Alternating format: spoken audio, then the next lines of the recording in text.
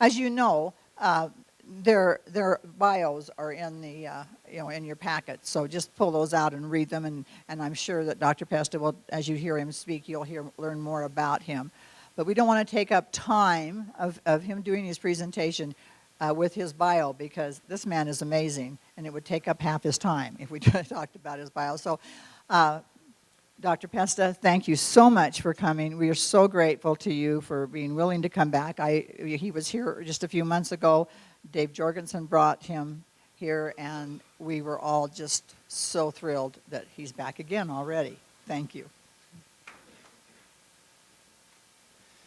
Well, that was a very touching presentation. I know we were all moved by it, and that's why we're here today, because education's about families, and it's about children, and it's about the cornerstone of our country.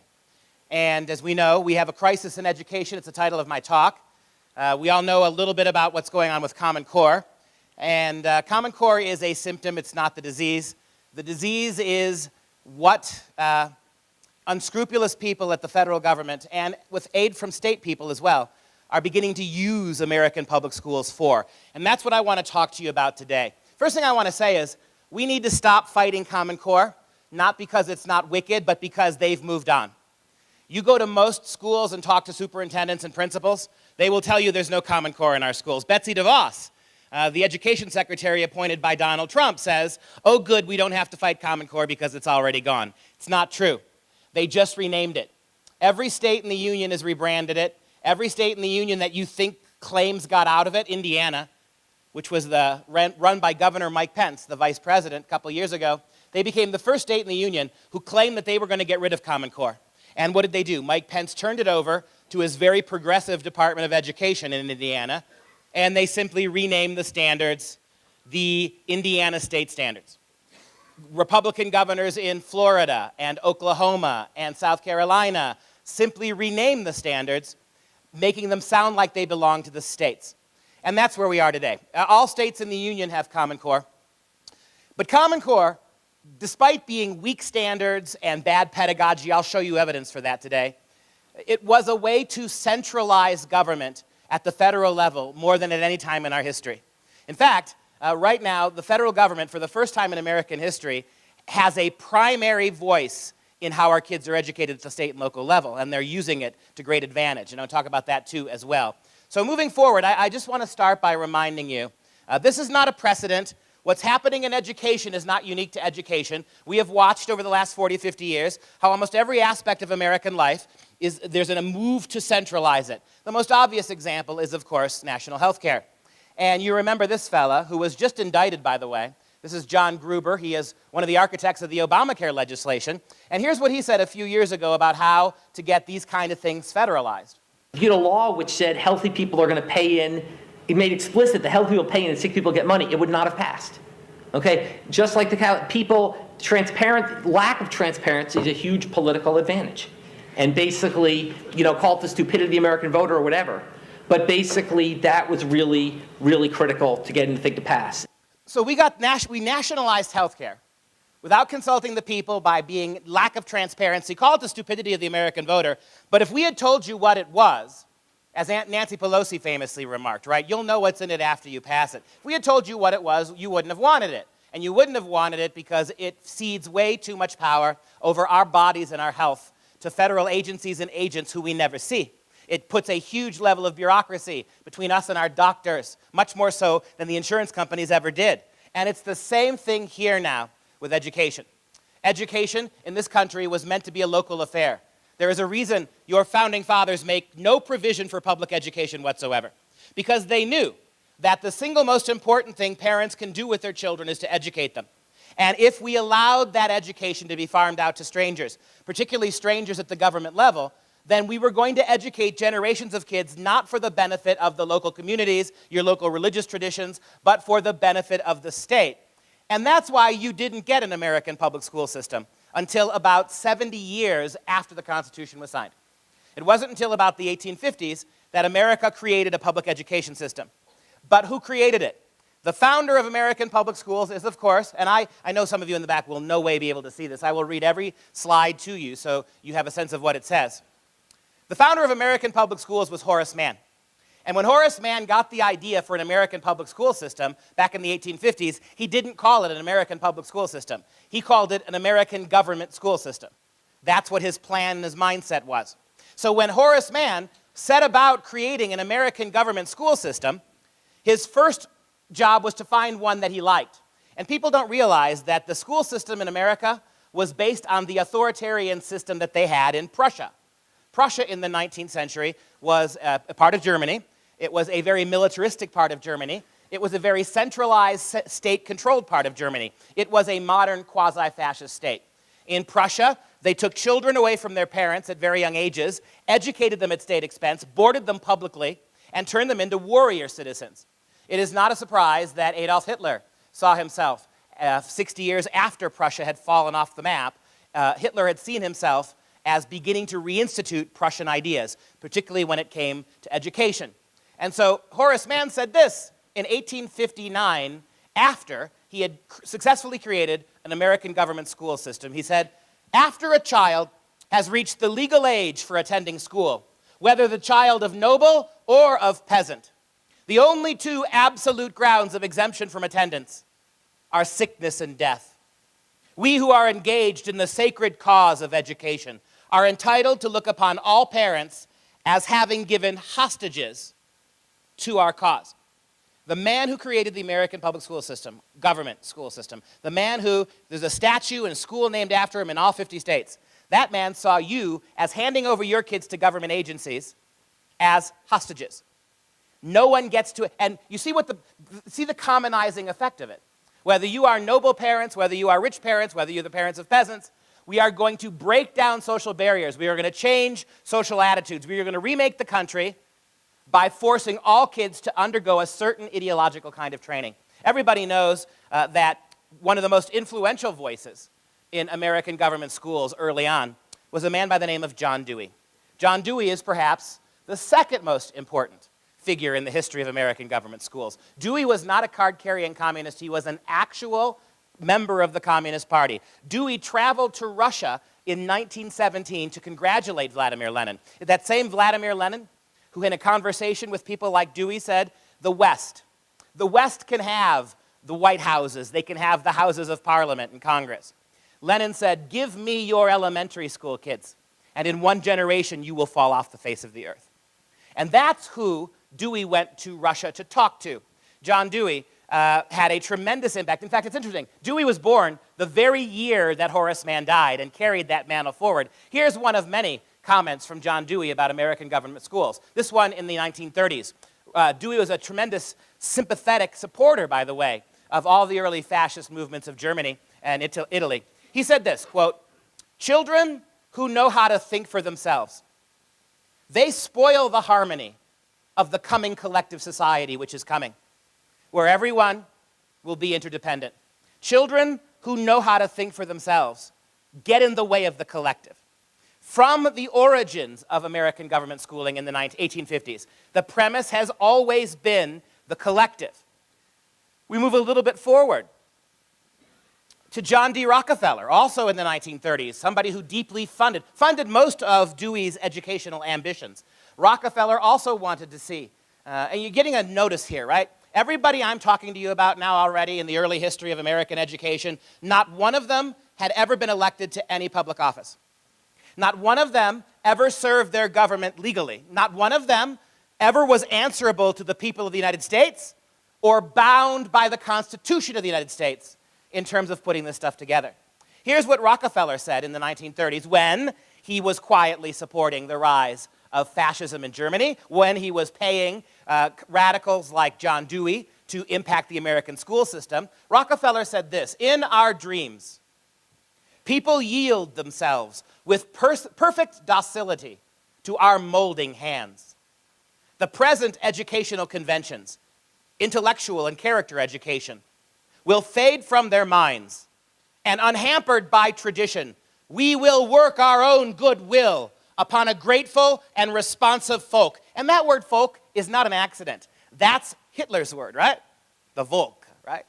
We will use the power of government education to work our will on a grateful and responsive folk. We shall not try to make these people or any of their children into philosophers or men of learning or men of science. No, the task we set before ourselves is very simple. We will organize children and teach them to do in a perfect way the things that their mothers and fathers are doing in an imperfect way. We will use the power of government-sponsored schools to change the relationship between parents and children, between citizens and their government. All of this done, again, without a single person who had been elected underwriting this. This was all done off the grid there, so to speak. Rockefeller died in 1937. By the time how about Dewey's most famous disciple, John Dewey's most famous disciple, a humanist, a person who signed and helped create the Humanist Manifesto. You may remember in the 60s and 70s.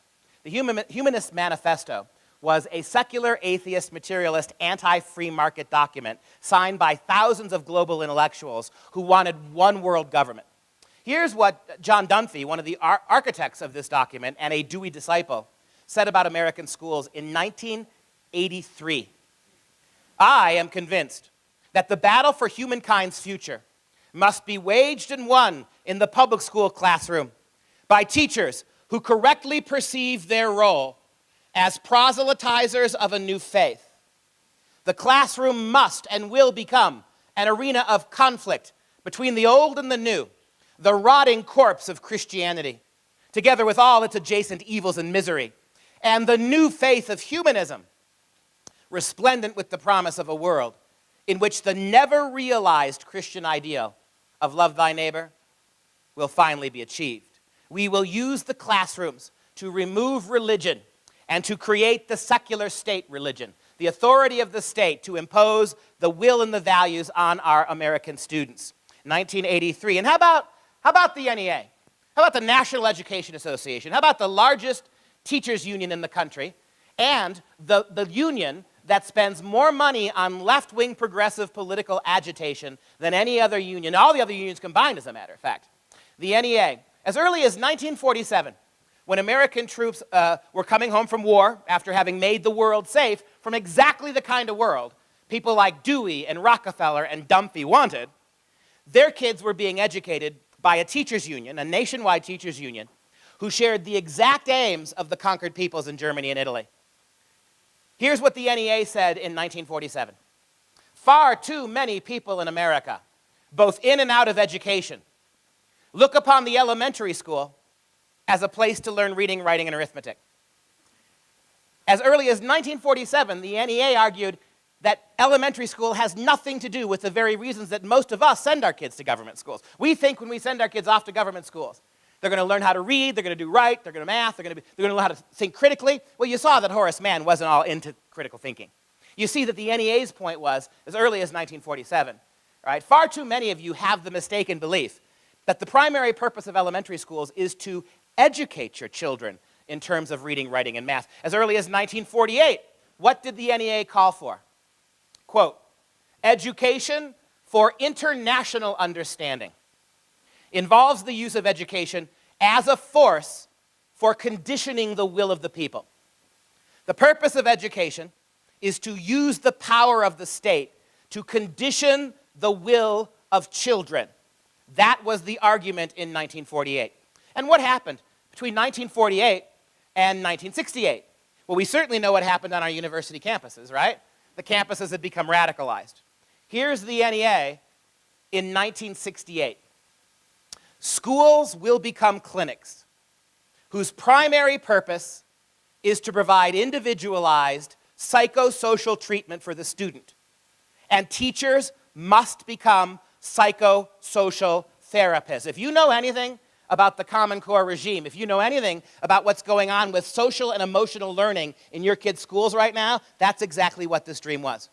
You have teachers who have four-year education degrees who are being forced now to play the role of sociologists and psychologists with your kids. They are recording all sorts of data about your kids' attitudes, their opinions, their behavior, their worldview. They have no choice but to do this. As in 1968, 50 years ago, exactly 50 years ago, the NEA said schools must become clinics. They must become places where we deal in every aspect. Feeding kids. You know how many schools in this country now are feeding kids breakfast, lunch, and dinner?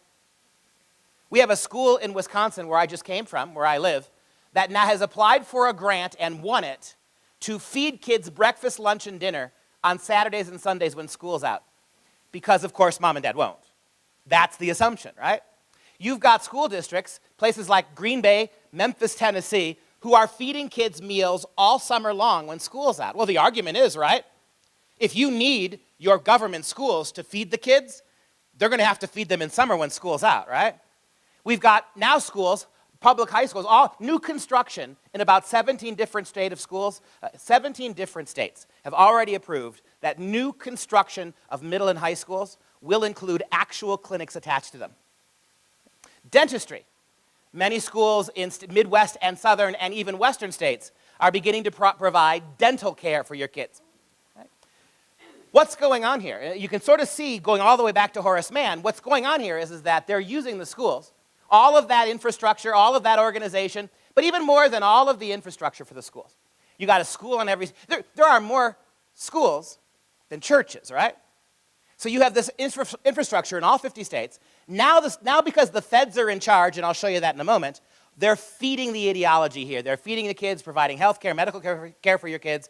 And the cost of all of that to you is this dreamy notion that after 150 years of American government schools, we kind of figured that that's the way it has to be done, right? For 100 years plus, we've been giving our kids to these schools and assuming that somebody else is going to better educate our kids than we are. We should not be surprised, as with every other aspect of American government, as American citizens learn all sorts of misguided views of history in the school. How many Americans actually believe America is a democracy? In my university where I teach, 95% of my students think we're a democracy, and these are graduating senior and juniors. And so as long as we keep doing these kind of things, I want to demonstrate to you the long history of this. I want to suggest to you that this is not new. Common Core is not new. That the idea that the schools need to become places, clinics, where psychosocial evaluation of your kids for the purposes of state control, that's a long idea. As is shocking. Think about this. In 1998, Hillary was almost laughed out of the White House because of Hillary Care. Remember that? What a disaster that was? 20 years later, we got it, right? When it starts moving, it happens quickly. This is Arne Duncan.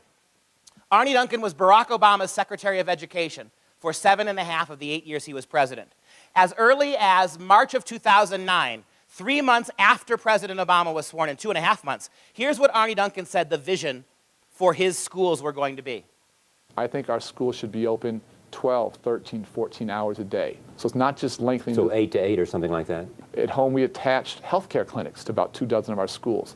Where schools truly become the centers of the community, great things happen. And this is a chance to really create what I think the 21st century school has to look like. This needs to be the norm, not the exception. Time matters tremendously, and all of our families need our doors open longer. Is this a big ticket item in terms of financial resources? Finances is a piece of this, and we, again, have significant financial resources, unprecedented financial resources coming to the table. But let me be clear, this is thinking differently and being creative. We need our schools open 12, 13, 14 hours a day, 365 days a week, 7 days a week. We need the schools, not the churches, not the local communities, not the local seat of government. We need the schools become the central places in all of our communities. We are now attaching health care clinics onto all of our new schools. Did you hear his faux pas? He meant to say schools. He used the word stores. Moms and dads need our stores open all the time, he said. He misspoke himself there. But you can see as early as the beginning of the last political administration, the Obama administration, the objective of Arne Duncan is 100% in line with what you have going all the way back to 1850. And it gets better, because in the 7.5 short years of Arne Duncan, here's what he said on the way out of office, by the way. This is May of 2015, 1 month before he left, after overseeing the implementation of Common Core in all 50 states. And do you understand? The federal government of the United States almost never gives things names that tell the truth about them. Did anybody think the Affordable Care Act was going to be affordable? Even they didn't. But in this one instance, they actually called the education takeover what it was, Common Core.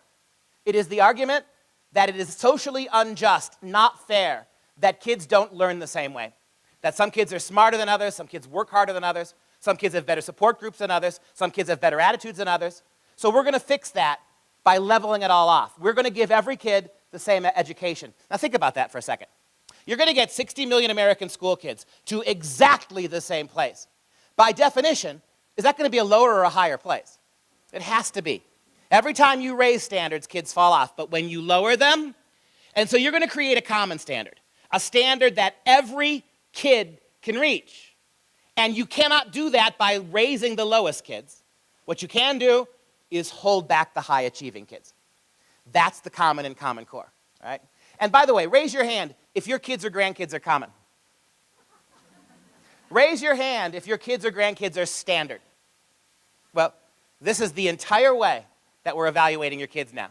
Not in terms of excellence, not in terms of individuals. We're educating your kids to a standard. Albert Einstein, in the 1930s, as the Nazis were ramping up, this kind of education terrified Einstein. He said, we standardize automobiles. You do not standardize children who are individuals. And by the way, you all have kids, right? Is it not true to say that some of your kids are better in math and some of your kids are not? Some of your kids read better than the other kids? If the children in our own immediate family cannot all be educated the same way, nor do they all have the same talents and gifts, then how in the world are you going to insist that all 60 million of these kids do? It is a very restrictive, and by the way, it goes without saying, that this is the kind of education that was handed out, of course, in Hitler's Germany, but also in all the socialist countries of the world. Standardization, right? In the name of fairness, you can't let kids get ahead of other kids. And so Arne Duncan, on the way out of office in 2015, a couple years ago, said this.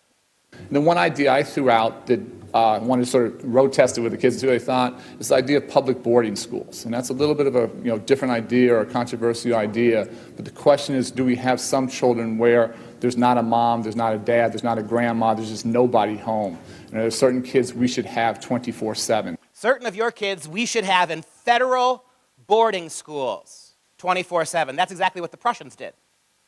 That's exactly why Horace Mann looked to Prussia. And first of all, do we actually have that kind of an epidemic in this country where you've got 7-year-olds living alone in brownstones paying the electric bill? And we don't have it. But let's say for the sake of argument we did. We did have a crisis. Do you not have state agencies, local agencies, county agencies? Do you not have religious agencies? Why in the world do you need to create federal boarding schools? And does anybody actually believe, once they create them, that they will be reserved only for kids with no parents? This is the plan on the way out, right? Suddenly, Horace Mann, some of that stuff with Horace Mann and John Dewey, it's almost too much to have to process. Doesn't sound real. But then you start to see where we're heading now, and you can begin to see it. How about Bill Gates? You were told that Utah, you were told that the standards are better than what you had. You were told, Utah, that the standards were progressive and forward-thinking and rigorous. How can that be when as early as 2009, when this whole project was getting rolling, Bill Gates, the guy who paid for much of it, said we won't even know the results for 10 years. Here's what Gates said in 2009. It would be great if our education stuff worked, but that we won't know for probably a decade. So we're not going to know for 10 years if our education program is even going to work. Please, somebody remind me, what are his education credentials? But then again, what were Horace Mann's? And what were John Dewey's? And what were John Dunphy's? What were Arne Duncan's, for that matter, by the way? Arne Duncan doesn't have a single degree in education, yet he was your Secretary of Education for 7.5 years, right?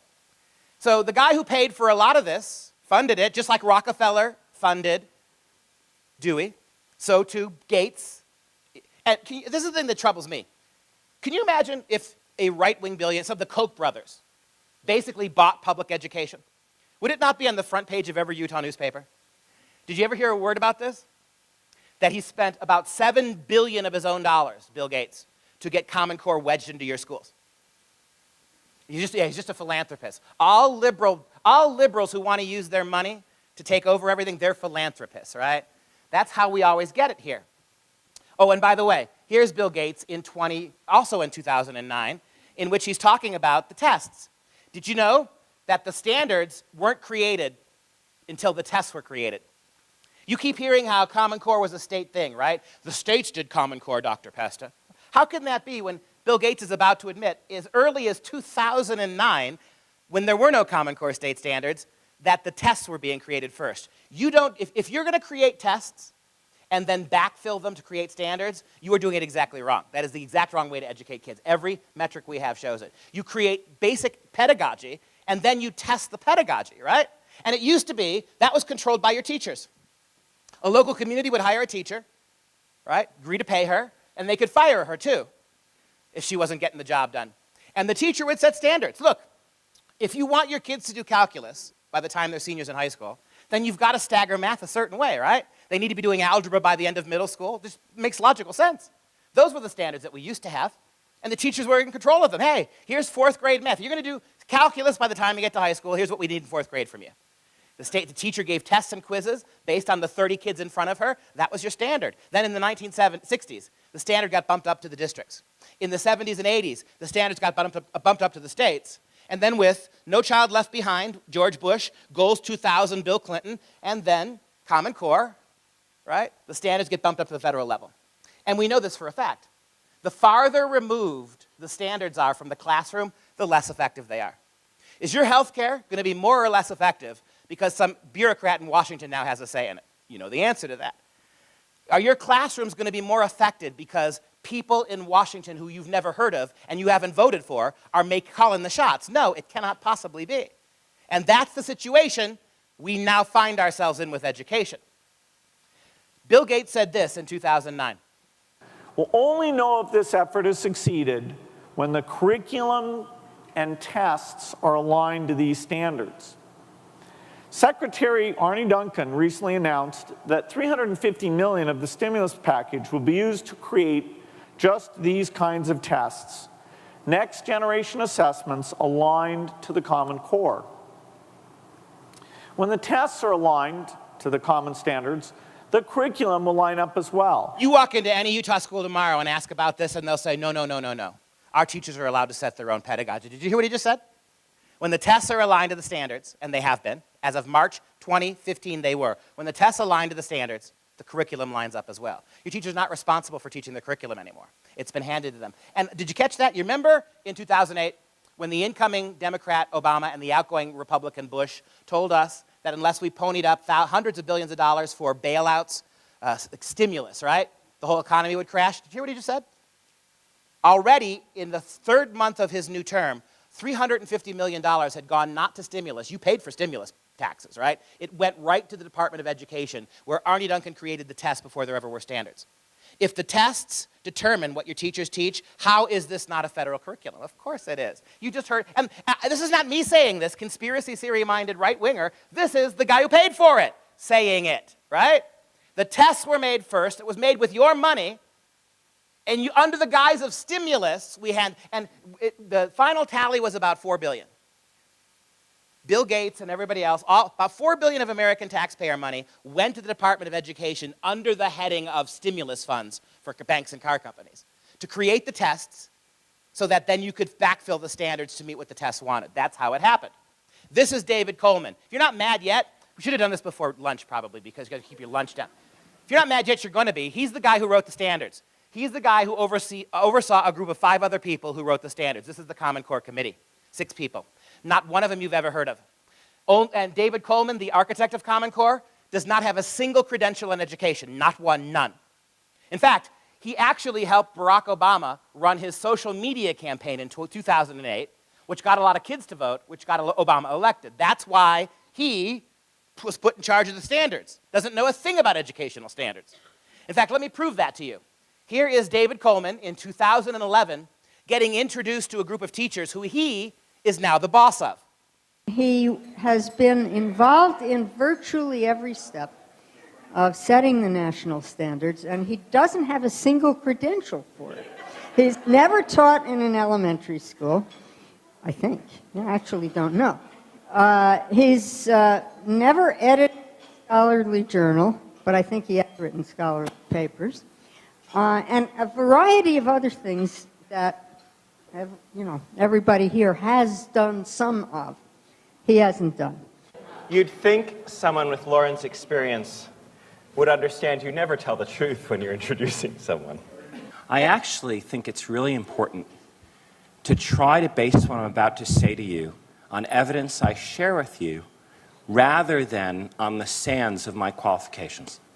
So if I ask you or talk to you about doing something, it should be evident that it makes sense to you to do, because I have no other authority. There you go. That's the fella many of your Republican legislators voted for his program. And the Democrats too. I single out the Republicans because they should be the party of know better on this, right? They should be the party of knowing better about this. This is what was voted for. This guy with no credentials, none. I mean, a bunch of teachers are laughing because he has no credentials. Gets a little bit better, too. Here's David Coleman talking to you about his program. Just like John Gruber, the guy I showed you about Obamacare, he made about $4 million consulting on Common Core, most of it under the table. Coleman made about $6 million from the federal government for his Common Core work. Here he is talking about his own organization, Student Achievement Partners. So with that in mind, I'm about to jump in, but I'm just going to say one word about my own organization, which is Student Achievement Partners. Student Achievement Partners, all you need to know about us are a couple of things. One is we're composed of that collection of unqualified people who were involved in developing the common standards. We are that collection of unqualified people who wrote your kids' standards. It wasn't the states, it wasn't the governors, it wasn't teachers. We are that collection of unqualified people who wrote your kids' standards. Do you now know why they don't work? Do you now know why they were never intended to work if education is why you send your kids to school?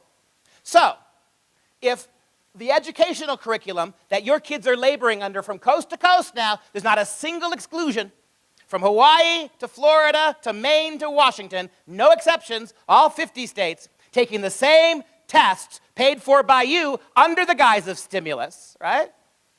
If you wonder, this is the legitimate time to ask the question. If these standards aren't about education, what are they about? We're going to get to that. Before we do that, to me as a teacher, 25-year teacher at the university level, I've taught a little bit of high school along the way too, but mainly a professor of English at the University of Wisconsin. I'm a Shakespeare professor primarily. David Coleman, as a teacher, the biggest lie I hear about Common Core is that teachers are free to teach any way they want, right? That these are just a set of standards to guide the classroom. Okay, all right. Listen to what David Coleman said about that.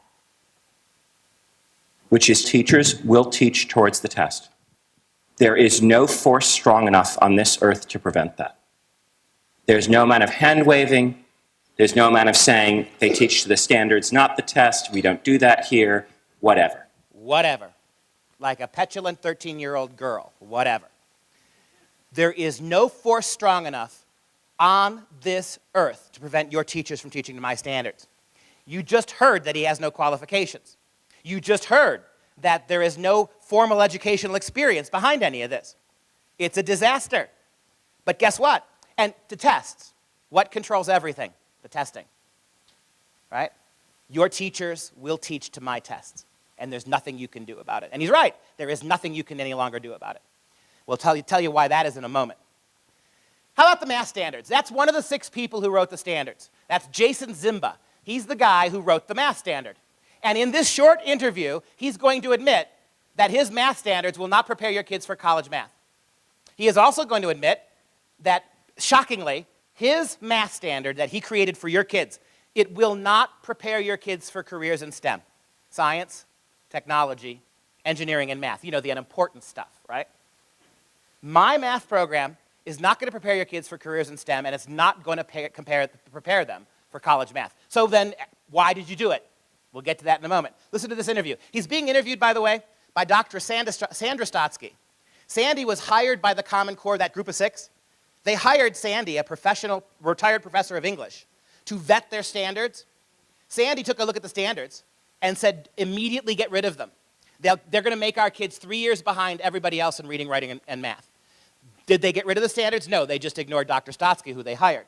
Sandy is interviewing Mr. Zimba. Listen to this. The definition of college readiness, I think it's a fair critique that it's a minimal definition of college readiness. The definition of college readiness, I think he says, it's a fair critique that it's a minimal definition of college readiness. The definition of college readiness, I think it's a fair critique that it's a minimal definition of college readiness. For some colleges.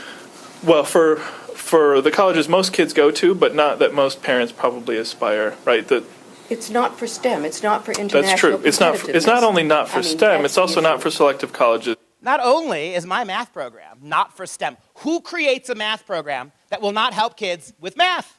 He did. Not only is it not for STEM, it's also not for selective colleges, he just said. He's going to try to trick you. He's going to say, for instance, if your kid wants to go to UC Berkeley, he better have, advanced math. No, what he's basically saying is that any university that requires a basic math entrance score, that's the universities. That's a selective college. They all do. Listen, I won't stop at this time. It's a short clip. Go back and hear what exactly he's saying. The definition of college readiness, I think it's a fair critique that it's a minimal definition of college readiness. For some colleges. Well, for the colleges most kids go to, but not that most parents probably aspire, right? That It's not for STEM. It's not for international that's true. It's not only not for STEM, it's also not for selective colleges that, for example, UC Berkeley, even whether you're going to be an engineer or not, you'd better have pre-calculus to get into UC Berkeley, right? But we have to think of our engineering colleges and that's scientific That's true. education. I think the third pathway goes a lot towards that, but your issue is really broader than that. Oh, yes. So I just wanted to make sure that we got that I'm out. not just thinking of selective colleges. There's a much broader question here.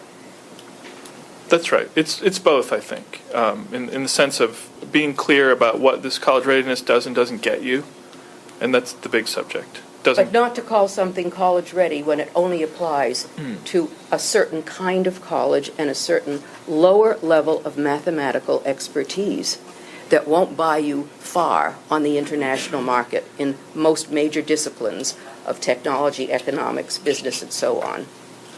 And all they can do is shake his head. A little bit later in that video clip, it's free available online. By the way, if you want any of these slides, just email me. I'll send them to you. You can have them for free. You should have them. Verify it. Make sure I'm not lying to you. But take the slides.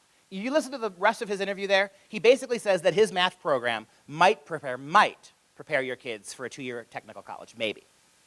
That's the math you're all kids. Now, do you understand this, right? You heard it from the horse's mouth. This is not a math program that is about math. Then what is it about?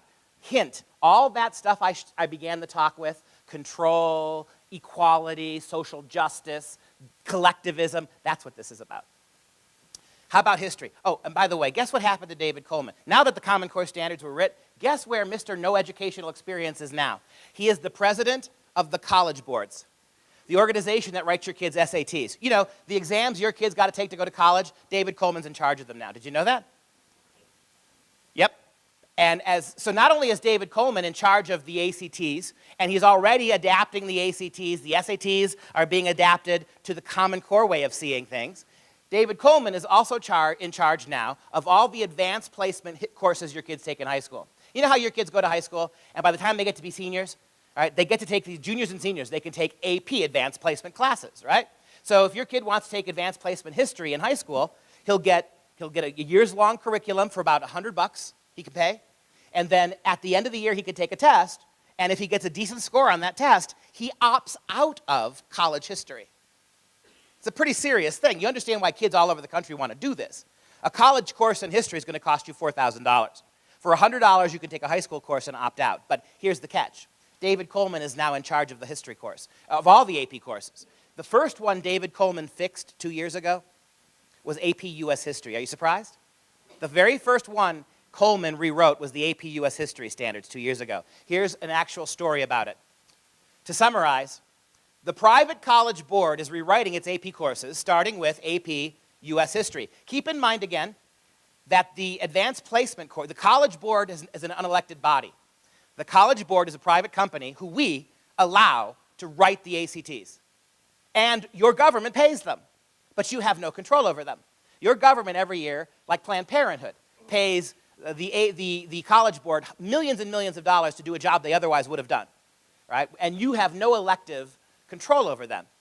To summarize, the private college board is rewriting its AP courses, starting with AP US History. The new APUSH, AP USH, right? The new APUSH framework departs radically from the traditional AP course and now reflects progressive philosophy and leftist bias. Forget the Founding Fathers and the principles of the Declaration of Independence, which do not appear in advanced placement US History at high school levels. Forget the Founding Fathers and the principles of the Declaration of Independence that proclaim the natural rights of freedom and self-government. The entire new AP course concentrates instead on the racist cultural imperialism that supposedly built America. Ignore state history standards, most of which reflected a fact-based balance of American history. Your Utah standards were really pretty good until you jettisoned them for these. And why did you jettison them? Because all your kids want to get college credit. So in order to let your kids take AP, they had to change the way the teachers taught AP courses to help them pass the test. The test is now anti-American. Think about what's happening at college. Think about this. All these kids demanding that murals and statues be torn down, right? Students at Washington and Lee University want Washington and Lee statue taken down, right? At Notre Dame, there's a big mural, a big expensive mural, 300 years old, about the founding of America, Christopher Columbus. Notre Dame school students are demanding that it be taken down. This is why. Because they're being taught not the history of the country, they're being taught why the country was founded poorly, wickedly. It gets better. This is an absolute quote coming from David Coleman. Over 300 American history professors at colleges, most of whom were liberal, by the way, over 300 mostly liberal university professors of history begged David Coleman not to do this. Because, they argued, kids will get a completely inaccurate view of history. Do you know what David Coleman's response was? And I'm quoting, "Facts aren't all that important in history anyway. Your kids are getting a history curriculum that is not based on the facts of history." I'll give you one example. This is the Founding Fathers are almost not mentioned at all. There's nothing about the Declaration and the founding. You got one paragraph. George Washington gets one paragraph. The preferred textbook for this is a book called Out of Many, which almost every AP history class in the country is using. By the way, out of many is part of what used to be our national motto, right? E pluribus unum? What does e pluribus unum mean? Out of many, one people. Do you see what they left off? It's just out of many. The idea there is no America. We are not one people. Think about the balkanization that's happening now, right? How everybody is different. Blacks can't talk to whites, women can't talk to men, right? The rich and the poor can't. We're not all the same country, it's not all the same citizens anymore. Look at the title of the book, Out of Many, right? I actually got this. This is the teacher's manual. A teacher in Florida actually had to sign a contract that she would let nobody else see it. She snuck it to me, and I made a few copies. That you cannot buy as a private citizen the teacher's edition of the book that they're using to teach history in your kids' classes now for the AP. Here, Washington gets one paragraph. Just put that in perspective. Washington gets one paragraph. The Bill Clinton presidency has 64 pages. The Obama inauguration, 27 pages, just the inauguration. Here's what it says about George Washington. You ready for this? Although he dressed in plain American broadcloth at his inauguration and claimed to be content with a plain Republican title, Washington was counted among the nationalists. He was anything but a man of the people. By nature reserved and solemn, he chose to ride about town in a grand carriage drawn by 6 horses and escorted by uniformed liverymen. In the tradition of British royalty, he delivered addresses personally to Congress and received from both houses an official reply. So he was not a man of the people. He was just as bad as King George. That's all they learned. Nothing about crossing the Delaware, nothing about the Thanksgiving Day parade. I love this idea that he's King George, right? A nationalist or royalist. My favorite Washington story is the one when after he was offered a crown and turned it down. It's a story that goes that in England, one of King George's cabinet ministers came to him and said, "Sir, we have understanding that President Washington has turned down a crown and went back to his home." And King George III said, "If he does that, he will be the greatest man in history." That's not in here. All that's in here, that's it. That's the whole Washington paragraph. And so this is what they did to the U.S. history course. And do you understand? Whoever controls the tests, because all your kids now have to take them, controls the classroom. That's why they made the tests before they made the standards, right? The standards, you could argue, aren't federal. You could pretend to argue that, but it doesn't even matter because it's the standards, the tests that drive the standards, and those were made by the feds. They own them, right? And so that was 2 years ago. Last year, guess what he went after? European history, AP, right? So the AP European history standards last year were rewritten. Here's the article on that. The new Advanced Placement European History Framework has received a makeover, get this, that eliminates religion's influence on the development of Western civilization. Nowhere in the 2,000-year history of Western Europe, for the last 2,000 years, is there a single mention of religion. The entire Middle Ages are mentioned without a single reference to the Catholic Church. The Protestant Reformation is never mentioned. So kids learn European history now for the last 2,000 years without a single mention to the impact of Christianity on Judeo-Christian values on Western history. It eliminates religion's influence on the development of Western civ. It ignores completely Winston Churchill. It whitewashes the evils of communism and lauds the welfare state, according to Professor David Randall with the National Association of Scholars. In other words, college professors wrote this report. Quote, "The new curriculum omits the development of faith and freedom in European history and focuses instead on the development of the welfare state. According to Randall, this new framework warps and guts the history of Europe to make it serve today's progressive agenda." Here's a little bit more on this from the professors. "Virtually all mention of religion in all the centuries, particularly the 19th century, is removed. Several key figures such as Christopher Columbus and Winston Churchill are not mentioned in the College Board's framework. David Coleman, president of the College Board, was a major architect of the Common Core standards developed under the Obama administration. The College Board's new AP European History exam, quote, defines modernization around secularism, the state, all with thin support of intellectual history. It uses words like capitalism rather than free markets to note how consumers and capitalists work against the environment. It gives the sense that the Industrial Revolution contributed more to poverty than prosperity. It whitewashes the repressive Marxist and Soviet histories of Eastern Europe, and it predominantly features leftist Enlightenment political thinkers." That's the AP, the European history course. And now, so what's the purpose of this with history? Why is this happening? We now know, right? Beyond a shadow of a doubt, we now know. This had nothing to do with education from the beginning. You heard from Gates, who paid for it. Coleman, who wrote them. You heard from Duncan, who implemented them, right? Who else? Who's missing in this? They're all there. This was not about education. Why did I take you all the way back to Horace Mann? So you could see that that's not new. That this, for a long time, this was the objective. So now you see what's happening in history. History is not about facts, just like math's really not about math. History is a tool to teach a worldview, an ideology, a progressive, secular, anti-free market, pro-communist, pro-Soviet worldview. That's all it is. Go back to Prussia, right? And so why? The other thing, why? Why is there so much weird, inappropriate sex in all of the Common Core? Why are kids reading and laboring with books that are way too adult for them? Well, here's the NEA spokesman. 2011 is the year the Common Core got into the schools.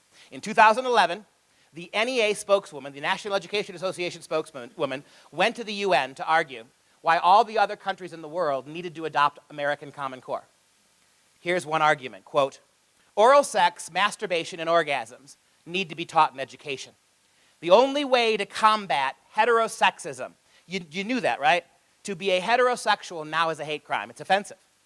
To be heterosexual is in the same way that under the guise of white privilege, right? You can be racist. Just because you're white, you're racist. Doesn't matter if you've ever done or said a racist thing. White privilege is what we're teaching kids in the lower levels. That to be white is to participate in a racist country. Right? Same thing. Now heterosexuality, too. You'll see more about this in a second. The only way, she said, to combat heterosexism and gender conformity. So the idea that if you're a man, you believe you're a man. The idea that if you're born female, you believe you're female. These are now oppressive ideas. Right? The only way to combat heterosexism and gender conformity is comprehensive sex education, which means start it in kindergarten, start it in preschool, take it all the way through high school, and use every course, whether it's math or science or social studies or English or gym class, bring some sexual issues into every single aspect of the curriculum. Because you know what? Back in the 1970s when sex ed got going in the schools, the government schools, a lot of people said, Phyllis Schlafly did. You can't do this. It's the parents' responsibility to teach sex to their kids. Phyllis was right. And Phyllis also said, prophet as she was, that if you do this, it won't be long before you will be teaching sexuality to kids at the expense of the parents. That you will be teaching it earlier and without any boundaries and without any consultation of the parents. That's what happened, right? And here you go. Gender, she says, gender identity expression and sexual orientation are a spectrum. And those opposed to homosexuality are stuck in a binary box that religion and family create. What are the two enemies of this brave new world of sexual liberation? Religion and the family, right? That's exactly what Horace Mann said had to be overcome to create the great new American schools 150 years ago. Religion and the family. Remember what John Dunphy said? The rotting corpse of Christianity, together with all of its adjacent evils, would have to be removed, not just from the schools, but from culture entirely, right? And so here, these are the national sexuality standards. Would it surprise you to learn that they are also dated from 2011, 2012, right when Common Core got rolling? See, I said to you from the very beginning, we got to stop fighting Common Core. Common Core is weak, but the real problem with Common Core is that it was a delivery system for a lot of this other stuff. Common Core set the standards so that you could import this stuff. These are the national, look at the title here, the National Sexuality Education Standards, 2011, 2012. National means it's owned by the Fed, right? Standards mean they have to be tested in your schools. Common Core, why is Common Core infested with inappropriate sexuality at every grade level? Because they have to do this, right? In fact, you don't think there's a relationship, and look at the subtitle, National Sexuality Education Standards. This is core, which core do you think they were talking about in 2012? This is core content, and the skills, the sexual skills we need to teach your kids from kindergarten through K-12. That's why Common Core is the delivery system for this. In fact, you want proof it's related to Common Core? Take a look at this from page 6 of the document. The National Sexuality Education Standards were further informed by the work of, look to the bottom there, the Common Core State Standards for English and Math. Why are you going to create a sexuality curriculum for our kids? And why are you basing it off of what goes on in English and math classes? This is what the progressives, this goes back to the 1980s. You may recall that in the 1980s, Reagan got through abstinence-only education, right? Teach kids the biology of sex, right? Sperm and egg, that's fine. But other than that, it's an abstinence curriculum. The left went crazy. And they vowed that if they had the power, they would replace abstinence-only education with comprehensive sexual reform to make progressive sexuality a factor in every level of schooling. That's what this is. How about this? Taken directly from the document. How does the federal government plan to administrate the sexuality standards? Well, how about this? Instruction by qualified sexuality education teachers is essential for student achievement. They are now forcing kids, math teachers, high school math teachers, English teachers, they're now forcing them to take lessons in how to teach sex to kids through math class or through English class. Right? How about this? If it's comprehensive, it needs to be part of every aspect of the curriculum. How about this directive? Students need opportunities to engage in cooperative and active learning strategies with regards to the sexuality standards. They have to do it in groups and in teams. How about this? Sufficient time must be allocated for students to practice skills related to sexuality education. And how about this? Students need multiple opportunities and a variety of assessment strategies to determine their achievement of the sexuality education standards and performance. In other words, remember back in the 70s and 80s, you could always opt your kid out. You would only get sex ed in health class, which was once in sophomore year. Every sophomore year, kids would spend a semester on health. And for a couple weeks during that one semester, that's when the sex ed was taught. But guess what the left figured out? You could opt your kids out of that, right? You could take your kids out during those lessons. Now they have embedded sexuality in every aspect of the curriculum, starting with kindergarten. Oh, and they're calling now for mandatory training about transgenderism in American preschools. The next big thing coming is to expose 3- and 4-year-olds to transgenderism. What does a 3- or 4-year-old know about anything?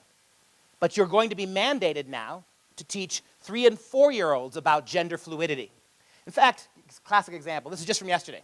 Yesterday, got a call from on the plane, got off the plane, got to Utah, got a call from a dad in Madison, Wisconsin schools. He immediately sent me some emails, and I worked them into slides, right? Here's what he just sent me. Here's the email he sent me. My son informed me that they are studying gay rights in U.S. history. He's an 8th grader taking U.S. history. they're spending 3 weeks of American history course in 8th grade talking about transgenderism.